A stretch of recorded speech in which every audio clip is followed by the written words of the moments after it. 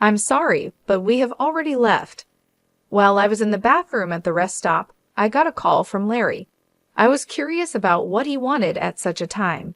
When I answered the call, I heard Larry and his in-laws laughing loudly. "What's going on?" I asked. He told me something shocking. "We're going to have fun with the family. You can go back home and clean or something." I had been really looking forward to this trip because it had been a long time since our last one.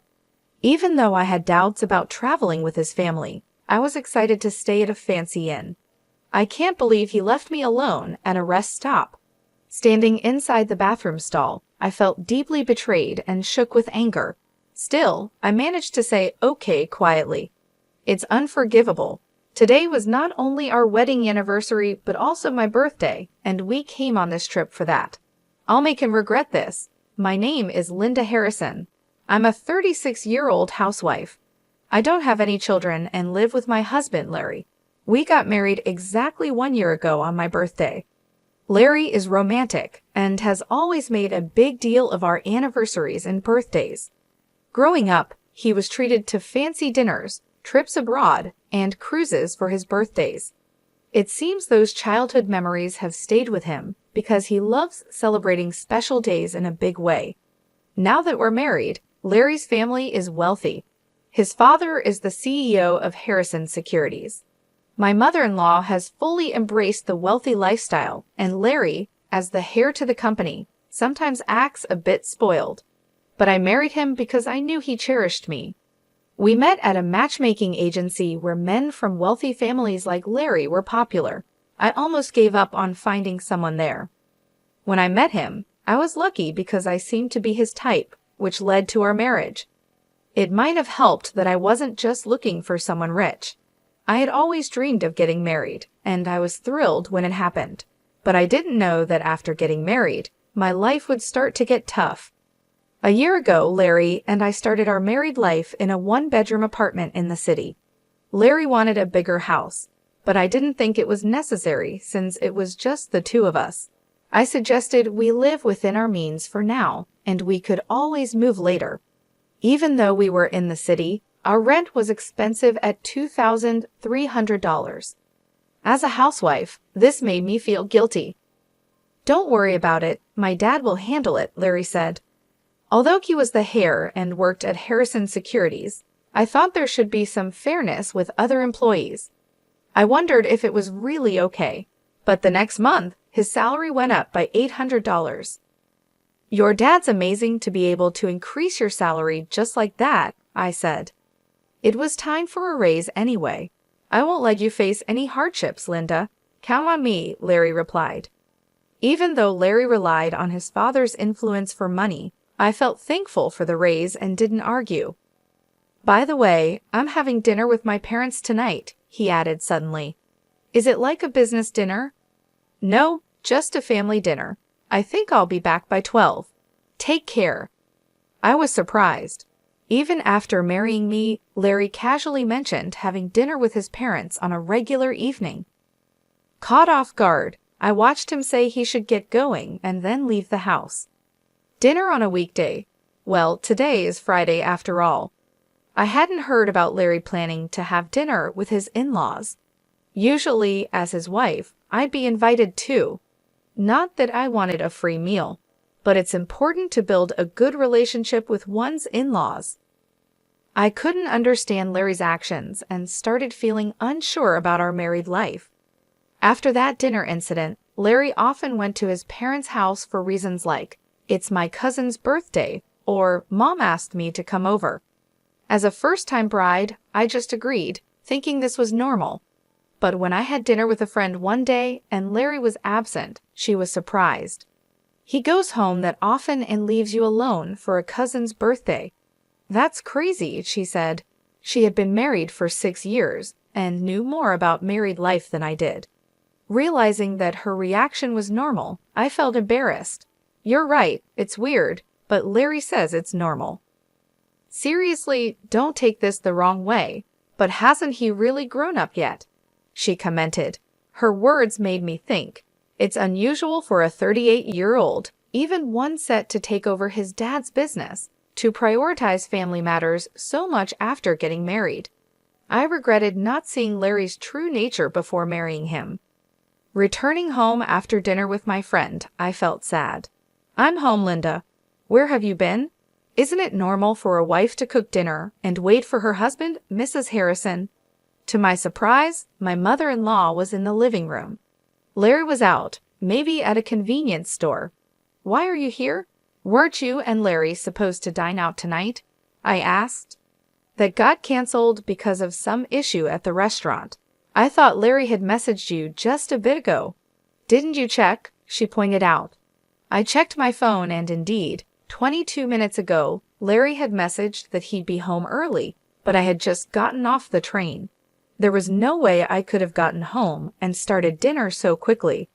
"Yes, he did message, but I only saw it just now." What the heck? This is the problem with kids from single-parent households. You can tell they weren't raised right, my mother-in-law said harshly. Her words hurt me deeply. Indeed, I was raised by a single mother after my mom gave birth to me and my father passed away due to an illness. Despite that, my mother raised me with a lot of love. I wished she wouldn't say things that put down my mother's hard work. It has nothing to do with being raised by a single parent. I just hadn't seen the message yet. I replied, clearly annoyed, but she ignored my comment and changed the subject. "Well, anyway, I've always thought this, but your house is quite small." "I think it's average. It's just right for the two of us." "You can't be serious. I feel sorry for Larry living in such a cramped space." My interactions with my mother-in-law continued to stress me out. Both my mother-in-law and father-in-law, maybe because they are wealthy, often seem to look down on others. That's why I never got along with them. Realizing that further conversation was pointless, I silently started to make dinner. Ignoring me, she turned on the TV. From that day, she started coming over unexpectedly more often, and even my father-in-law came a few times. Mostly, they complained about how dirty the kitchen was or how small the house felt. Eventually, they would sarcastically suggest, "You know we have a bigger house. Why not move in?" I definitely didn't want that and declined every time. They always visited when Larry wasn't home, so he didn't hear their rude remarks. I once talked to him about it, but he replied, "Why not? Why is living together a bad idea?" I was upset by his response. From then on, I realized there was no point in discussing it with Larry, and I just put up with it on my own. Soon we would be celebrating our first wedding anniversary, which was also my birthday. For your birthday this weekend, I'm thinking of celebrating bigger than last year. After all, it's also our anniversary, Larry said, coming home tipsy from work. Seeing his flushed face, I wasn't sure he meant it. Knowing he liked big celebrations, I felt a bit excited. "Last year, you treated me to a delicious dinner, which was more than enough. That's nothing compared to what I've planned. Let's go on a family trip." A family trip? The term sounded odd just for the two of us. Noticing my confusion, Larry continued, "My parents, cousins, Uncle Scenes, and all will join. We're heading to a luxury resort in Oceanside." "All those people? And why Oceanside? Do you have a problem with a family trip, or is it Oceanside you're not keen on?" "No, it's not that, honestly." I couldn't understand why my birthday and our anniversary had to involve Larry's family, who weren't part of these occasions. I knew Larry was a bit out of touch, but I didn't expect such a strange idea. Although the choice of Oceanside confused me a little, it wasn't a big deal. "Sounds fun, right, Linda? Sometimes you've got to let loose and have fun," Larry said, a bit drunk, as he grabbed my shoulders. I found myself agreeing with him. Over the next week, I couldn't stop thinking about the trip. At first, I was unsure about going with his whole family, but as Larry said, it was a rare vacation, and I decided to make the most of it. As I prepared for the trip, I started to feel excited, and I found myself genuinely smiling. I knew my in-laws would probably make their usual rude remarks, but I decided to ignore them completely. Finally, the awaited Saturday came, and Larry and I went to his parents' house, our meeting point for the trip. Well, Linda, you're late, aren't you? Do you even realize you're the star today? My mother-in-law said sharply in front of everyone. But knowing I was supposed to be the focus helped soften her words a little.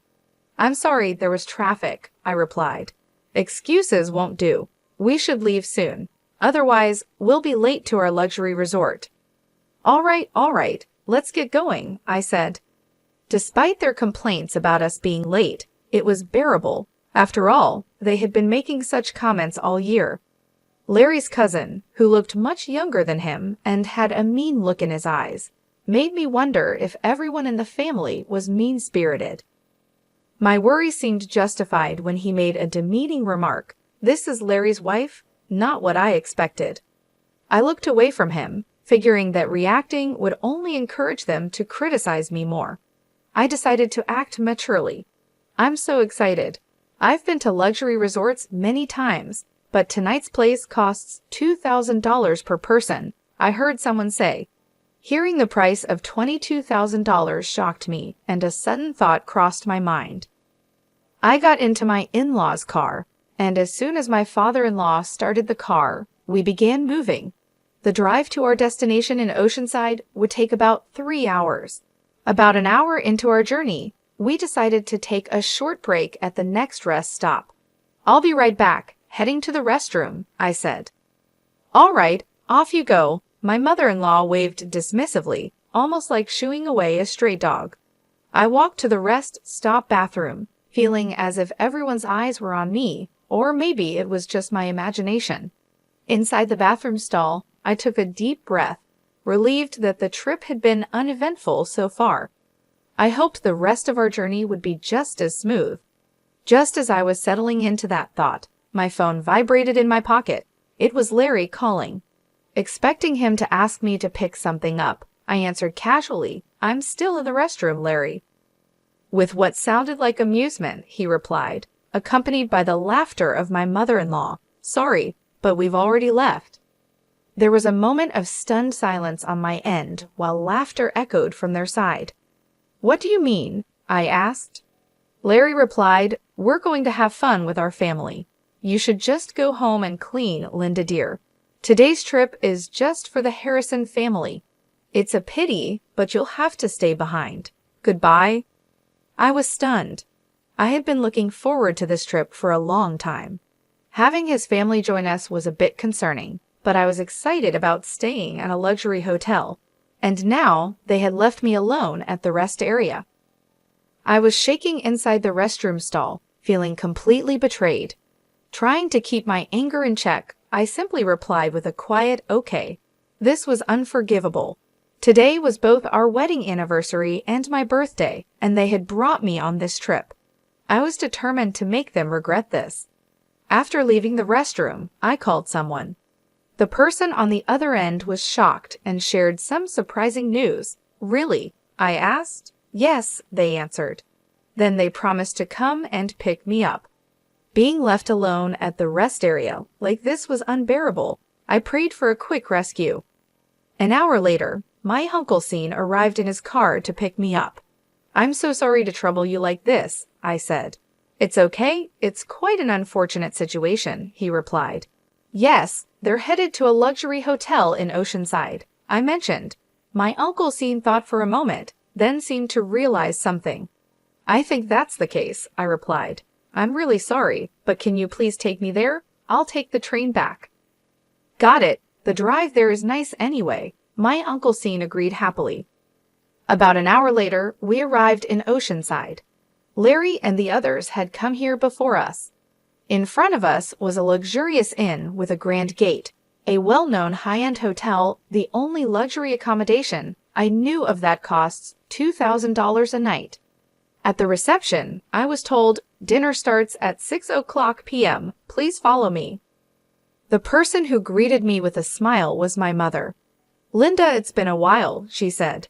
Dressed in an elegant outfit and smiling gracefully in a way that might seem formal to others, it was unmistakably my mother.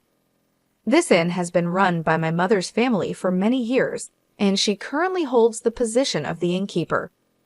After becoming a single mother, she began working at this inn.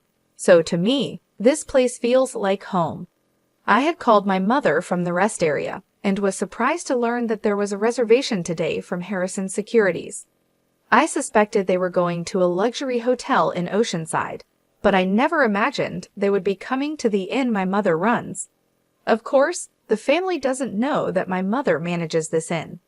What a terrible story, Linda. You can't just let this slide, my mom said.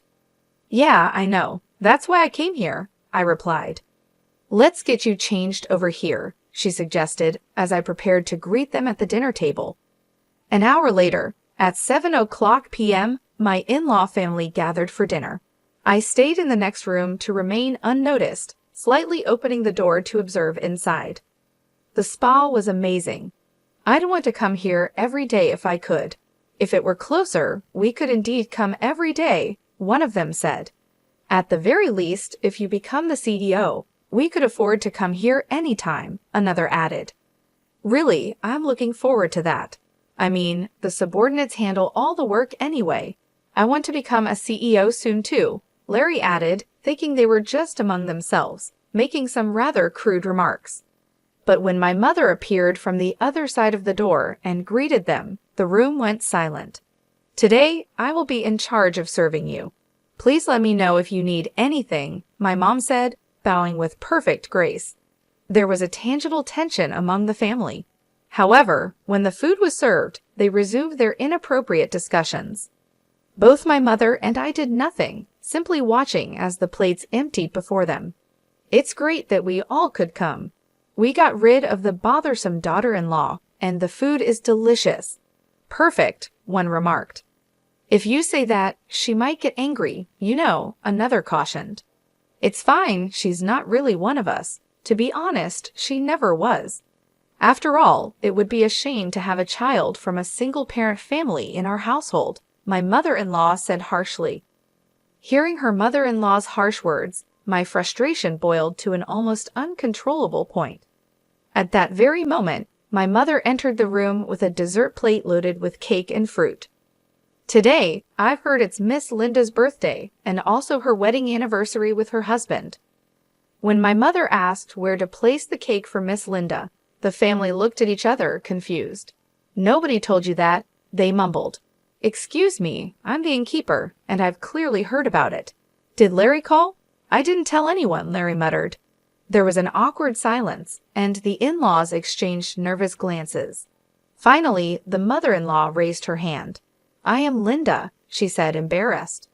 I was too embarrassed to mention it at my age, but thank you all for the surprise.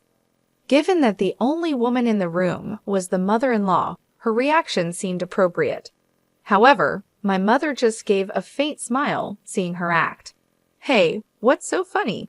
Is it strange to be surprised at my age? The mother-in-law asked. No, not at all. I wasn't thinking that, my mother replied. Then just bring the cake already, the mother-in-law demanded. Yes, but before that, there's something I'd like to share, my mother said calmly. I took a deep breath. Linda Harrison is my daughter. Everyone in the room looked shocked and raised their voices in surprise. Seeing an opportunity, I quickly opened the door from the adjacent room and stood next to my mother. Welcome, this innkeeper is my mother. It's a pleasure to meet you, I said. Larry exclaimed, Linda, why are you here? And what do you mean she's your mother? It means exactly that. This inn belongs to my family, and I also intend to take over this place someday, I explained. In truth, Larry had never met my mother before. Part of it was because my mother was busy with the inn, and Larry and his parents also insisted on not meeting her face to face. Larry had called me for our wedding introduction, but he never met her in person.